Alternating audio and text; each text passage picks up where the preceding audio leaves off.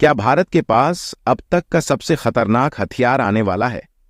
क्या रूस का TU-160 बॉम्बर भारत को दुनिया में अजेय बना देगा? चीन और पाकिस्तान की नींद उड़ाने वाला ये बॉम्बर क्या भारतीय वायुसेना का हिस्सा बन सकता है? जी हां, रूस ने भारत को अपना सबसे ताकतवर बॉम्बर TU-160 ऑफर किया है। अगर यह सौदा हो जाता है तो भारतीय वायुसेना की स्ट्राइक क्षमता में एक ऐसा उछाल आएगा जिसे दुनिया देखती रह जाएगी। अब सवाल यह उठता है कि आखिर ये TU-160 बॉम्बर क्यों इतना खास है? आइए जानते हैं इस बॉम्बर की ताकत और भारत के लिए इसका क्या मतलब हो सकता है। TU-160, जिसे ब्लैक जैक भी कहा जाता है, एक स्ट्रैटेजिक बॉम्बर है। 17.6 फीट लंबा, 182.9 फीट के विंग स्पैन के साथ ये विमान आसमान में 85,000 फीट की ऊंचाई तक उड़ान भर सकता है।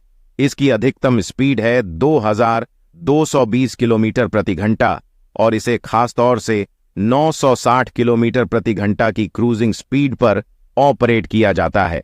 इसका सबसे दिलचस्प पहलू ये है कि ये 12,300 किलोमीटर तक की लंबाई पर उड़ान भर सकता है, दूरी की उड़ान भर सकता है, यानी ये बिना रुके भारत से दुनिया के किसी भी कोने में पहुंच सकता है। फिलहाल भारत के पास कोई स्ट्रैटेजिक बॉम्बर नहीं है। ऐसे में TU-160 बॉम्बर का भारतीय वायुसेना में शामिल होना वाकई गेम चेंजर साबित हो सकता है।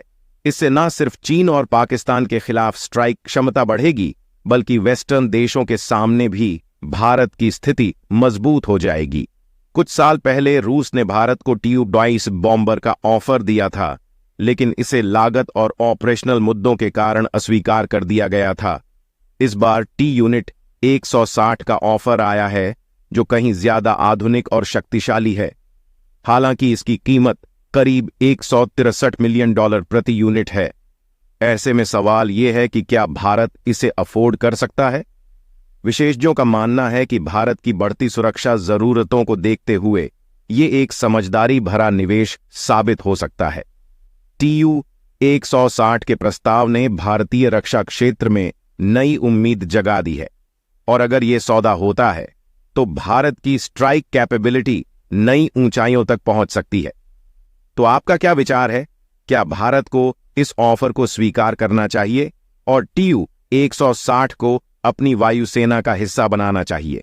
कमेंट्स में अपनी राय जरूर बताएं और ऐसी ही खबर सबसे पहले देखने के लिए अभी हमारे चैनल को सब्सक्राइब जरूर कर लीजिए। जय हिंद, जय भारत।